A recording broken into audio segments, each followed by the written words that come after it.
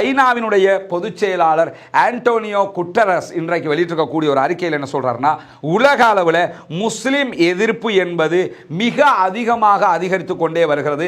காசா Israel பிரச்சனைக்கு பிறகு இது சர்வதேச மட்டத்திலே உச்சம் தொட்டு கொண்டிருக்கிறது. உங்களுடைய பணைய கைதிகள் உங்களுக்கு வேண்டும் என்றால் எங்கள் மக்கள் மீதான தாக்குதல்களை நீங்கள் நிறுத்த வேண்டும் என்று காட்டமாக கடினமான ஒரு அறிக்கையை இன்றைக்கு பாலஸ்தீன விடுதலை அமைப்பினர் வெளியிட்டிருக்கக்கூடிய செய்திகளும் வெளியாகி இருக்கக்கூடிய நேரத்தில் தான்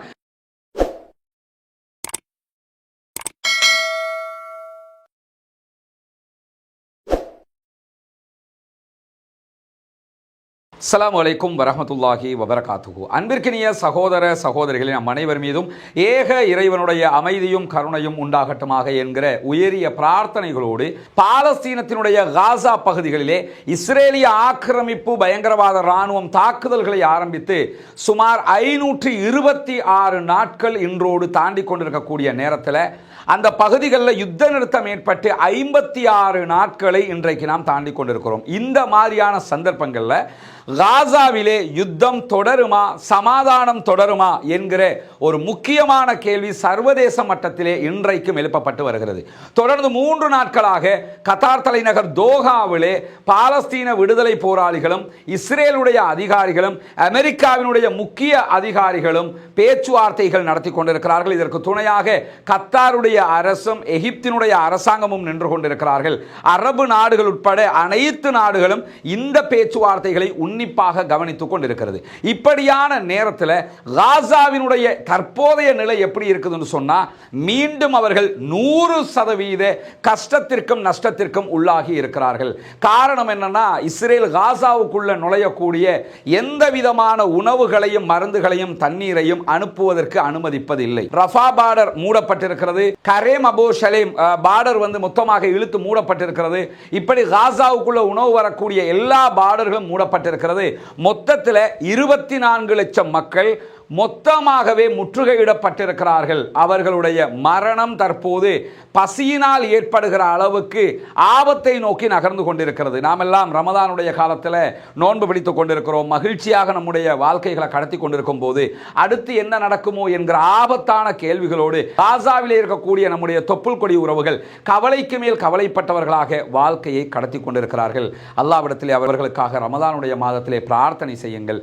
ஒவ்வொரு தொழுகைகளிலும் பிரார்த்தனை செய்யுங்கள். இரவு தொழுகைகளில் பிரார்த்தனை செய்யுங்கள். தஹஜ்ஜத்துடைய நேரத்திலே நின்று வணங்குகிற போது அவர்களுக்காக அல்லாஹ்விடத்திலே கையேந்துங்கள், அழுது புலம்புங்கள். அல்லாஹ்விடத்தில் மாத்திரம்தான் நாம் அவர்களுக்காக கேட்க முடியுமே தவிர வேறு யாரிடத்திலும் நாம் கையேந்த கூடாது என்பது நமக்கெல்லாம் தெரியும். எனவே வல்ல ரஹ்மான் மாத்திரமே அவர்களை பாதுகாக்க போதுமானவன். இப்படியான நேரத்தில் நமக்கெல்லாம் தெரியும், திடீரென 1997களுக்கு பிறகு 30 ஆண்டுகளுக்கு பிறகு பாலஸ்தீன விடுதலை அமைப்போடு அமெரிக்கா நேரடியாகவே ஒரு பேச்சுவார்த்தையை நடத்தியிருந்தது. அமெரிக்க ஜனாதிபதியினுடைய நேரடி தொடர்பாளராக செயல்பட்டு வரக்கூடிய போக்லர் நேரடியாகவே மத்திய கிழக்குக்கு வந்து கத்தாரில் வைத்து பாலஸ்தீன விடுதலை அமைப்போடு பேச்சுவார்த்தைகளை நடத்தியிருந்தார். அந்த பேச்சுவார்த்தைகள் சக்சஸ் ஆகவும் நடந்திருந்தது. இந்த நிலையில் CNN-க்கு அவர் முக்கியமான ஒரு பேட்டியை கொடுத்திருக்கிறார். இதற்கு முன்பதாகவும் அவர் ஒரு பேட்டி அளிச்சிருந்தார். அதிலும் இஸ்ரேலுக்கு எதிராக கடுமையான வார்த்தைகளை பயன்படுத்தி இருந்த போக்லர் அவர்கள் இன்றைக்கும் மிக கடுமையான வார்த்தைகளை பயன்படுத்தி இருக்கிறார். எதற்காக இஸ்ரேலுக்கு எதிராக அவர் அவ்வளவு கடுமையாக பேசுறார் என்று சொன்னா, நாங்கள் ஒன்றும் இஸ்ரேலுடைய ஏஜென்ட்டுகள் கிடையாது. உண்மையும் அதுதான். அமெரிக்கா இஸ்ரேல் ஏஜென்ட் இல்லை, அமெரிக்காவுடைய ஏஜென்ட்டாகத்தான் இஸ்ரேல் இருக்கிறது. அதைத்தான் அவர் என்ன சொல்றாருன்னா, நாங்கள் ஒன்றும் இஸ்ரேலுடைய ஏஜென்ட் இல்லை. பாலஸ்தீன விடுதலை அமைப்போடு நடத்திய பேச்சுவார்த்தைகள் வெற்றிகரமாக நடைபெற்றிருந்தது. நிறைய மாற்றங்கள் கிடைத்தது. நாங்கள் சொல்வதில் பல விஷயத்தை அவர்கள் கேட்டுக்கொண்டார்கள். அவர்கள் சொல்லுகிற நியாயங்களை நாங்கள் புரிந்து கொண்டிருக்கிறோம். எனவே எதிர்காலத்திலே பாலஸ்தீனத்திற்கும் இஸ்ரேலுக்கும் இடையில ஒரு சுமூகமான நிலை ஏற்படுவதற்கு எங்களுடைய பேச்சுவார்த்தைகள் மிக மிக காரணமாக இருந்தது என்று சொல்லி CNN-க்கு வழங்கி இருக்கக்கூடிய பேட்டியில் அவர் சொன்னது மட்டுமல்லாம, இன்னைக்கு திடீர்னு என்ன பண்ணிட்டாருன்னா, இனிமே நான் பேச்சுவார்த்தைகளுக்கெல்லாம் போக மாட்டேன், அமெரிக்காவுடைய அதிபர் எனக்கு தந்த பதவியை நான் ரிட்டர்ன் தந்துடுறேன் என்று சொல்லி ராஜினாமாவெல்லாம் கொடுத்துட்டாரு. உடனே டொனால்ட் ட்ரம்ப் அவரை கூப்பிட்டு, நீ இஸ்ரேல்காரன் சொல்றாங்கிறதுக்காக கோபப்படலாமாப்பா, இதெல்லாம் நமக்கு தேவையா, உடனே இந்த பதவியை மீண்டும் ஏற்றுக்கொள்ளுங்க, நீங்க தான் பேச்சுவார்த்தைகளை நடத்தணும் என்று சொல்லி மீண்டும் அவருக்கு அதே பதவி கொடுக்கப்பட்டிருக்கிற செய்திகளும் வெளியாகி இருக்கிறது. இதிலிருந்து என்ன தெரியுதுன்னா, அமெரிக்கா இஸ்ரேலை தாண்டி பாலஸ்தீன விடுதலை அமைப்போடு நேரடியான ஒரு பேச்சுவார்த்தையை நடத்த விரும்புகிறது. பாலஸ்தீன விடுதலை அமைப்புக்கும் அவர்களுக்கும் இடையிலே ஒரு தொடர்பாடல் இருக்கிற போது ஒரு வெளிப்படையான பேச்சுவார்த்தை நடத்தப்படும் என்று அவர்கள் நம்புகிறார்கள். எது எப்படி போனாலும் இந்த நிமிடம் வரைக்கும் இரண்டாம் கட்ட சமாதான உடன்படிக்கை தொடர்பான எந்த ஒரு நல்ல முயற்சிகளும் வெற்றி அளிக்கவில்லை. இந்த நிமிடம் வரைக்கும் பேச்சுவார்த்தை நடந்துகிட்டே இருக்குது. தோஹா கத்தார்ல எல்லாரும் இருக்கிறாங்க, கூடுறாங்க, பேசுறாங்க. பாலஸ்தீன விடுதலை அமைப்பு வைக்கக்கூடிய நிபந்தனைகள் இருக்கிறது, இஸ்ரேல் முன்வைக்கக்கூடிய நிபந்தனைகள் இருக்கிறது. அந்த நிபந்தனைகள் பற்றிய பேச்சுக்கள் தொடர்கிறதே தவிர சமாதானம் வரவில்லை. பாலஸ்தீன விடுதலை அமைப்பு ஒண்ணுல தெளிவாக இருக்கிறாங்க, என்னன்னா நிரந்தர யுத்த நிறுத்தம், பெர்மனன்ட் சீஸ் ஃபயர் என்கிற வார்த்தை வர வேண்டும். அதனூடாக தான் அடுத்த கட்டம் செல்ல முடியும். அதுதான் உண்மையும் கூட. அப்படி வருகிற போதுதான் இன்னும் ஒரு 5 ஆண்டுகளுக்கு உள்ளாக பாலஸ்தீனம் தனி நாடு என்கிற அந்தஸ்தை ஐநாவிலே பெற முடியும் என்கிற காரணத்தினால தான் இந்த நிபந்தனையை மீண்டும் மீண்டும் அவர்கள் முன்வைத்து வருகிறார்கள். வல்ல ரஹ்மான் அவர்களுக்கு அருள் புரிய வேண்டும், அவர்களுடைய முயற்சிகள் கைகூட வேண்டும் என்கிற கோரிக்கைகளோடு இன்றைய தினம் பைத்துலாகியா பகுதிகளில் இஸ்ரேல் திடீர் தாக்குதல்களை நடத்தி இருக்கிறது. இங்க நீங்க பார்க்கலாம், ஒரே நேரத்தில் 5 ஜனாசாக்கள் வைக்கப்பட்டிருக்கக்கூடிய காட்சிகள் இருக்கிறது. அதே நேரம் 9 பேர் இதுவரைக்கும் பைத்துலாகியா பகுதிகளில் கொல்லப்பட்டிருக்கிறார்கள், ஷஹீதாகி இருக்கிறார்கள். இஸ்ரேலிய ஆக்கிரமிப்பு ராணுவம் இன்றைக்கு வெடிகுண்டு தாக்குதலை நடத்தி இருக்கிறது, துப்பாக்கிச்சூடு தாக்குதல்களை நடத்தி இருக்கிறார்கள். இதிலே தான் இவர்கள் கொல்லப்பட்டிருக்கிறார்கள், ஷஹீதாகி இருக்கிறார்கள். தவிர்க்க முடியாத மரணமாக இருக்கிறது. சமாதானம் என்கிற ஒரு பேச்சுக்கு பிறகும் பாலஸ்தீன மக்கள் புனிதமிக்க ரமதானுடைய மாதத்தில் கூட இப்படியான படுகொலைகளுக்கு உள்ளாக்கப்படுகிறார்கள். சர்வதேச நாடுகள் கைகட்டி மௌனமாக இருக்கிறது. அரபு நாடுகள் பார்த்து கொண்டிருக்கிறது. தாங்க முடியாத கவலையும் இன்னல்களும் அவர்களுக்கு வந்து சேரக்கூடிய நேரத்தில் இன்றைக்கு இதற்கு எதிராக பாலஸ்தீன விடுதலை அமைப்பு தன்னுடைய கண்டனத்தை வெளியிட்டிருக்கிறார்கள். இப்படியான தாக்குதல்கள் இஸ்ரேல் சமாதான நடவடிக்கைகளை சீர்குலைத்துக் கொண்டிருக்கிறது.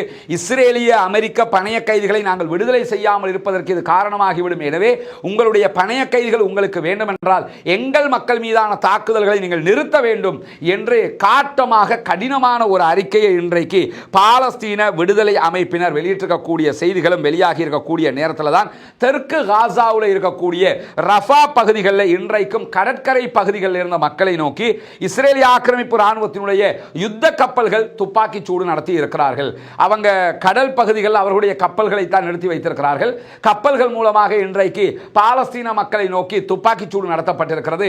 இதுவெல்லாம் எதுக்காக பண்றாங்கன்னு சொன்னா, இப்படியெல்லாம் தாக்குதல் நடத்தினாலாவது நாங்க சொல்றதுக்கு அடிபணிஞ்சிருவாங்களா, நாங்க சொல்றதை கேட்டு வந்துருவாங்களா, ஆட்டம் போடாம இருப்பாங்களா, நாங்க சொல்லுகிற நிபந்தனைகளுக்கு பாலஸ்தீன விடுதலை அமைப்பு வரணும்ங்கிறதுக்கான ஒரு நெருக்குதலை கொடுப்பதற்காகத்தான் தொடர்ந்து பொதுமக்கள் மீது அவர்கள் தாக்குதல் நடத்துகிறார்கள். அது மட்டுமல்லாமல் இன்றைய தினம் தெற்கு காசா பகுதிகளில் இஸ்ரேலுடைய டேங்குகள், யுத்த டேங்குகளும் துப்பாக்கி சூடு நடத்தி இருக்கின்றன என்கிற செய்திகள் பதிவாகி இருப்பதற்கு மேலதிகமாக வெஸ்ட் பேங்க் என்கிற துல்கரேம் பகுதிகளில் இன்றைக்கு ஆம்புலன்ஸ் மீது இஸ்ரேலிய ஆக்கிரமிப்பு ராணுவம் துப்பாக்கி சூடு நடத்தி இருக்கிறது என்கிற செய்திகளும் வெளியாகி இருக்கிறது.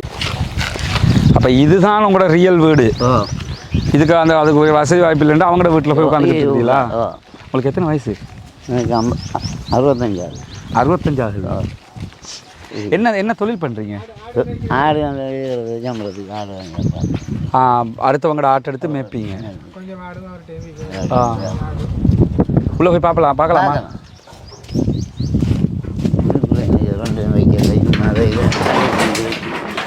ஓ, நாங்கள் 2 பேர் தானே. இதுதான் இவங்களோட ரியல் வீடு. ஆனால் இங்கே இருக்க முடியல. முன்னாடி ஒரு வீடு அவங்க வச்சுருந்ததுனால கொஞ்சம் சின்ன சின்ன திருத்த பணிகளை செஞ்சு மகளோட சேர்ந்து இப்போ அவர் வாழ்ந்துக்கிட்டு இருக்கிறாரு. 65 வயசு. திடகாத்திரமாக தான் இருக்கிறீங்க. எஸ், ஆமாம். சரி, அல்லாஹ் உங்களுக்கு அருள் புரிவான். ஆடு மேய்க்க காலையில் போயிடுவீங்களோ? 10 மணி மட்டும் போய் பின்ன 5. இப்போ ஆடு மேய்க்க போகிற இடத்துல இப்போ நாங்கள் கேள்விப்படுறோம் இந்த யானை அடிக்கிற கதையெல்லாம். அப்போ என்ன எல்லாம் பார்த்து போகிறோம். அப்படி சம்பவங்கள் நடந்திருக்கா உங்களுக்கும்? இல்லை, எனக்கு அப்படி ஒன்று நடக்குது. அல்லாஹ் இது வரைக்கும் சரி சரி, அல்லாஹ் காப்பாற்றுவான். இது நம்ம இந்த திட்டம் அல்லாஹ் வெற்றி பெற வைக்கணும்னு அல்லாஹ்ட துவா கேளுங்க இன்ஷா அல்லாஹ். பார்க்குற சகோதரர்கள் நிலைமையை நீங்கள் பார்த்துருப்பீங்க. ரமலானுடைய காலம்ங்கிறதுனால உங்களால் முடிஞ்ச உதவிகளை வாரி வழங்குங்க. ஜக்காத்து தான தர்மத்தை தாங்க. இவங்களுக்கு நம்மளால் எப்படி ஒரு சின்ன அளவுக்கு உண்டான ஒரு சொந்த வீட்டை அமைச்சு கொடுக்க முடியும்னாலும் அது பெரிய ஒரு உதவியாக இருக்கும். நீங்கள் ஏதாவது சொல்கிறீங்களா மக்களுக்கு? ஏதாவது சொல்கிறீங்களா மக்களுக்கு? பேசுகிறீங்களா? எனக்கு இந்த உதவியை செய்து தான் மிச்சம் ஒரு உதவியாக. 65 வயசு ஆயிடுச்சுல்ல. சரி, மக்கள் அல்லாஹ் கைவிட மாட்டான், ப்ளஸ் மக்களும் உங்களை கைவிட மாட்டாங்க. அந்த நம்பிக்கையில் இருப்போம். நம்முடைய ஒரு முயற்சி, இந்த முயற்சி வெற்றி பெறுவதற்கு அல்லாஹ் அருள் புரிவான் இன்ஷா அல்லாஹ். சரியா? இப்போ நம்ம நிற்கக்கூடிய இந்த இடத்துல இந்த கையால் இப்படி தொடுற அளவுக்கு பார்த்தீங்கன்னா கொஞ்சம் போனால் எனக்கு அந்த அவங்க முகடை வந்து தொட்டலாம், இதெல்லாம் தொட முடியும். இந்த தகரத்தை போட்டு தான் அவங்க வாழ்ந்துக்கிட்டு இருக்கிறாங்க. இதுக்குள்ளே நமக்கு நிற்கவே முடியலை. ஆனால் அவங்க வாழ்க்கை இதுக்குள்ளே தான் கடத்துக்கிறாங்கன்னு சொல்லும்போது சுற்றி வரையும் தகரத்தை தான் அடிச்சிருக்கிறாங்க. நம்ம எல்லாம் சாதாரண சூட்டுக்கே ஏசி இல்லாமல் இருக்க முடியலை என்று யோசிக்கிற நேரத்தில் இவங்க ஏசியினோட கற்பனை கூட பண்ண முடியாது.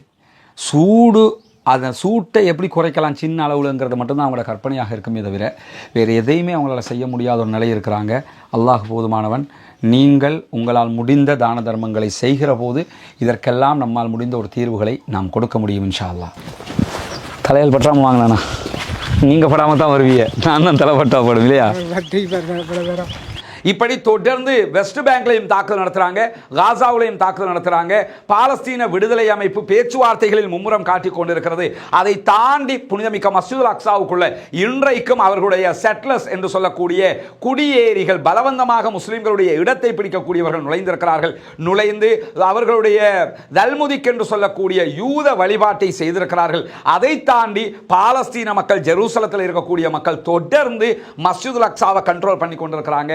ஆயிரக்கணக்கான மக்கள் புனிதமிக்க மஸ்ஜிதுல் அக்ஸாவில் வந்து தொழுகை நடத்துகிறார்கள், தொழுகையிலே பங்கெடுக்கிறார்கள் என்கிற மகிழ்ச்சிகரமான செய்திகளும் இன்றைக்கு வெளியாகி இருப்பதை நாம் அவதானிக்க முடிகிறது. அதே நேரத்தில் இன்றைக்கு பாலஸ்தீன விடுதலை அமைப்பு மேலும் ஒரு அறிக்கையை வெளியிட்டிருக்கிறார்கள். அந்த அறிக்கையில் என்ன சொல்றாங்கன்னா, இஸ்ரேல் யுத்த நிறுத்தத்தை அமுல்படுத்தினால், நாங்கள் சொல்கிற அடிப்படையில் ஒப்பந்த அடிப்படையில் செயல்பட்டால் அமெரிக்காவினுடைய அதே போன்று இஸ்ரேலுடைய கைதிகளை அப்படியே நாங்கள் விடுதலை செய்வதற்கு தயாராக இருக்கிறோம். இதை நீங்கள் யோசனை செய்து முடிவு சொல்லுங்கள் என்று சொல்லி பாலஸ்தீன விடுதலை அமைப்பு மீண்டும் ஒரு அறிக்கையை வெளியிட்டிருக்கிறார்கள். இப்படியான நேரத்தில் இன்றைய தினம் பாலஸ்தீன விடுதலை அமைப்பு நடத்தக்கூடிய அவர்களுடைய உத்தியோகபூர்வ தொலைக்காட்சியாக இருக்கிற அல்-அக்ஸா டிவியினுடைய அனைத்து தொலைத்தொடர்புகளும் துண்டிக்கப்பட்டிருக்கிறது. அமெரிக்கா அதே போன்று ஐரோப்பிய யூனியன் இதற்கான தடையை விதித்திருக்கிறார்கள். ஐரோப்பிய யூனியன்ல இருக்கக்கூடிய நாடுகள் அக்ஸா டிவியை பார்க்க முடியும். அதே மாதிரி அமெரிக்கா உள்ளிட்ட நாடுகளையும் அக்ஸா டிவியை பார்க்க முடியும். சேட்டலைட் தொலைக்காட்சியாகத்தான் அது இயங்கி வருகிறது. இந்த சேட்டலைட் தொலைக்காட்சி தற்போது தடை செய்யப்பட்டிருக்கிறது. ஆல்ரெடி அல் ஜசீரா எப்படி உண்மை தகவல்களை கொண்டு வந்து தர்றாங்களோ அதே மாதிரி காசாவுக்குள்ள நடக்கிற பல செய்திகளை கொண்டு வருகிற ஊடகங்களில் ஒன்றுதான் குதுஸ் நெட்வொர்க் இருக்குது. அதே போன்று அல் அக்ஸா தொலைக்காட்சி இருக்கு. அல் அக்ஸா தொலைக்காட்சி நேரடியாகவே பாலஸ்தீன விடுதலை அமைப்பு நடத்தக்கூடிய ஒரு தொலைக்காட்சி. இங்க நம்ம ஒன்று கவனிக்கணும், என்னன்னா பாலஸ்தீன விடுதலை அமைப்பினுடைய ஒவ்வொரு மூவையும் நீங்கள் யோசிச்சு பாருங்க. இலங்கை முஸ்லீம்கள், இந்திய முஸ்லீம்கள், இந்த சிறுபான்மையாக ஒவ்வொரு நாடுகள் இருக்கக்கூடிய முஸ்லீம்கள் இருக்கிறோமா இல்லையா? நம்ம பள்ளி கட்டுறோம், கிணறு கட்டுறோம், எல்லாம் கட்டத்தான் வேணும். மதரசாக்கள் கட்டுகிறோம், கண்டிப்பாக செய்யணும். எல்லாவற்றுக்கும் மேலாக நம்ம என்ன சொல்றோம், நம்முடைய ஸ்டாண்டு என்ன, இஸ்லாம் என்ன சொல்லுகிறது, முஸ்லீம்கள் எப்படிப்பட்டவர்கள் என்பதை நாம் வெளி உலகுக்கு சொல்ல வேண்டும் என்றால் நம்மிடத்தில் ஊடகம் இருக்க வேண்டும். எவ்வளவு சொத்துக்கள் இருக்கு, எவ்வளவு செல்வங்கள் குவிந்து கிடக்கிறது. இந்த நாடுகளில் இருக்கக்கூடிய முஸ்லீம்கள் நமக்கு என்று சொல்லி ஒரு தனியான தொலைக்காட்சி இருக்கிறதா, தனியான ரேடியோ இருக்கிறதா என்று பார்த்தீங்கன்னா சமூகத்திற்காக எதுவுமே இல்லை. அப்பப்ப தனிப்பட்ட மனிதர்கள் எதையாவது நடத்துறாங்களே தவிர ஒரு சமூகமாக நமக்கிட்ட ஏதாவது இருக்குதா என்று பார்த்தீங்கன்னா எதுவுமே கிடையாது. பல லட்சங்களை விளம்பரத்திற்காக இலங்கையில் இருக்கக்கூடிய ரேடியோ ஸ்லோன்ல முஸ்லிம் சேவையில் கொண்டு போய் கொட்டக்கூடிய சமூகம் தனியான ஒரு தொலைக்காட்சி அல்லது தனியான ஒரு ரேடியோ இருந்திருந்தால் எவ்வளவு வருமானமாக சமூகத்திற்கு பயனளிக்கக்கூடியதாக இருந்திருக்கும் என்பதையெல்லாம் யோசிக்கவே இல்லாத ஒரு நிலையில இன்னைக்கும் இருந்து கொண்டிருக்கக்கூடிய நேரத்தில் பாலஸ்தீன விடுதலை ராணுவத்தை பொறுத்தவரையில் அவர்கள் தங்களுக்கான தொலைக்காட்சி ராணுவத்தை உருவாக்கி இருக்கிறாங்க. ஒரு நாட்டை வெற்றி கொள்வதற்காக போராடி கொண்டிருக்கிறார்கள். அந்த மக்களுக்கு தேவையான அத்தனை வசதி வாய்ப்புகளையும் செய்து கொண்டிருக்கிறார்கள். உங்களுக்காக நாங்கள் நிற்கிறோம் என்று சொல்லி உறுதியாக அவர்களுக்காக நிற்கிறார்கள். அதையெல்லாம் தாண்டி தங்கள் கருத்துக்கள் உறுதியாக போய் சேர வேண்டும் என்பதற்காக மிக சிறப்பான ஒரு தொலைக்காட்சியையும் அல்-அக்ஸா டிவி என்கிற பெயரில் நடத்தி வருகிறார்கள் என்பது ஆச்சரியமாக இல்லையா? நம்ம செய்ய முடியுமாக இருந்தும் இப்படி ஒரு தொலைக்காட்சியை செய்யாமல் இருக்கக்கூடிய நேரத்தில் செய்ய முடியாத நிலையில் இருக்கக்கூடியவர்கள் ஒரு டிவியை நடத்தி வர்றாங்க. யூரோப் யூனியனும் அமெரிக்காவும் அதற்கு இன்றைக்கு தடை விதித்திருக்கிறார்கள். அதற்கு எதிராக இன்றைக்கு பாலஸ்தீன விடுதலை அமைப்பு வெளியிட்டிருக்கக்கூடிய அறிக்கையில் ஊடக சுதந்திரத்தை முடக்குவது மட்டுமல்லாமல் பாலஸ்தீன மக்களுடைய குரல் வெளியிலே சென்றுவிடக் கூடாது என்பதில் நீங்கள் கவனமாக இருக்கிறீர்கள். எனவே இந்த தடையை ஏற்றுக்கொள்ள முடியாது என்று சொல்லி கண்டனம் தெரிவித்திருக்கிறார்கள். அக்ஸா தொலைக்காட்சியை மூடலாம், அல் ஜசீராவை மூட முடியாதுங்கிறதுனால சும்மா இருக்கிறாங்க. அல் ஜசீராவை இஸ்ரேல் தடை விதிச்சு வச்சிருக்கிறாங்க, மற்ற நாடுகள் ஏன் தடை விதிக்காமல் இருக்கிறாங்கன்னு ஒரு நாட்டுக்கு நாடு பிரச்சனையாகிரும். கத்தாரை பகைத்து கொள்ள வேண்டி வரும். கத்தாருடைய கேஸ் வளம், கத்தாரில் இருந்து எடுக்கக்கூடிய வளங்கள் நலன்கள் என்று பல இருக்கிறதுனால அதை பகைச்சிக்கிறாம இருக்கிறாங்க. இல்லாட்டி என்னைக்கோ அல் ஜசீராவினுடைய ஆங்கில பிரிவுக்கும் அல் ஜசீராவினுடைய அரபு பிரிவுக்கும் தடை விதித்திருப்பார்கள். அது தடை விதிக்கப்படாமல் இருக்கிறதுக்கான காரணமாக அவர்களுடைய வளமும் பலமும் இருந்து கொண்டிருக்கிறது. இந்த நேரத்தில் தான் அல் அக்ஸா தொலைக்காட்சி தடை செய்யப்பட்டிருக்கிறது. இது ஒரு ஊடக அடக்குமுறை என்று சொல்லி இன்றைக்கு பாலஸ்தீன விடுதலை அமைப்பு அறிக்கை வெளியிட்டிருக்கக்கூடிய நேரத்தில் ஐநாவினுடைய பொதுச் செயலாளர் ஆண்டோனியோ குட்டரஸ் இன்றைக்கு வெளியிட்டிருக்கக்கூடிய ஒரு அறிக்கையில் என்ன சொல்றாருன்னா, உலக அளவில் முஸ்லிம் எதிர்ப்பு என்பது மிக அதிகமாக அதிகரித்து கொண்டே வருகிறது. காசா இஸ்ரேல் பிரச்சனைக்கு பிறகு இது சர்வதேச மட்டத்திலே உச்சம் தொட்டு கொண்டிருக்கிறது. முஸ்லிம்களுக்கு எதிரான அரபுகளுக்கு எதிரான இந்த மத வன்முறை, மத சுரண்டல்கள் அல்லது மத வன்முறை எதிர்ப்புகளை நம்ம குறைக்கணும். எல்லா நாடுகளும் இதற்காக சட்டங்களை உருவாக்கப்பட வேண்டும். மனித உரிமைகள் பாதுகாக்கப்பட வேண்டும். கண்ணிய குறைவாக நடத்தப்படுவது எல்லாம் தவிர்க்கப்பட வேண்டும். பாகுபாடுகள் தவிர்க்கப்பட வேண்டும். அதே நேரத்தில் தனிநபர் தாக்குதல்களும் வழிபாட்டு தலங்களுக்கு எதிரான வெளிப்படையான வன்முறைகளும் உடனடியாக நிறுத்தப்பட வேண்டும் என்று சொல்லி இன்றைக்கு ஐநாவினுடைய பொதுச் செயலாளரே கருத்து வெளியிட்டிருக்கிறார். ஏன்னா உலக அளவில் அதிகமாக தாக்குதலுக்கு உள்ளாக்கப்படக்கூடிய மதம் சார்ந்தவர்களாக இஸ்லாமியர்கள் இருக்கிறார்கள். இந்த மத வெறுப்பை தூண்டாதீர்கள் என்கிற கோரிக்கை ஐநாவினுடைய பொதுச் செயலாளரே வெளிப்படையாக வைக்கிற அளவுக்கு நிலைமை மாறி இருக்கக்கூடிய காட்சிகளை நம்ம பார்க்க முடிகிறது. இன்றைக்கு வெளியாகி இருக்கக்கூடிய மிக முக்கியமான செய்திகளாக இந்த செய்திகள் தான் இருக்கிறது. இன்றைய நாளை பொறுத்தவரையில் பாலஸ்தீனம் பற்றிய நிறைய செய்திகள் கிடைக்கல. இவ்வளவு செய்திகளை தான் அல் ஜசீராவும் மற்ற ஊடகங்களும் வெளியிட்டிருக்கிறார்கள். சமாதான பேச்சுக்கள் தொடர்கிற காரணத்தினாலேயும் தொடர்ந்து பசி பட்டினி போன்ற செய்திகள் தான் வெளிவந்து கொண்டிருக்கக்கூடிய காட்சிகளை நம்ம பார்க்க முடிகிறது. எது எப்படி போனாலும் பாலஸ்தீன மக்களுடைய போராட்ட குணமும் பாலஸ்தீன மக்களுடைய சுதந்திரத்திற்கான வேட்கையும் குறையவில்லை. புனிதமிக்க ரமதானுடைய மாதத்திலே இடிபாடுகளுக்குள்ளான பள்ளிவாயல்களுக்கு இடையிலே நின்று அல்லாஹுவை தொழக்கூடிய காரியங்களையும் அவர்கள் செய்து வருகிறார்கள். எனவே பாலஸ்தீன மக்களுக்காக பிரார்த்தனை செய்யுங்கள். பாலஸ்தீன மக்களுக்காக இறைவனத்தை கையேந்துங்கள். பாலஸ்தீன மக்களுக்காக ஜனநாயக ரீதியாக குரல் கொடுப்போமாக. வாஹிர் தஅவானா அனில் ஹம்துலில்லாஹி ரப்பில் ஆலமீன்.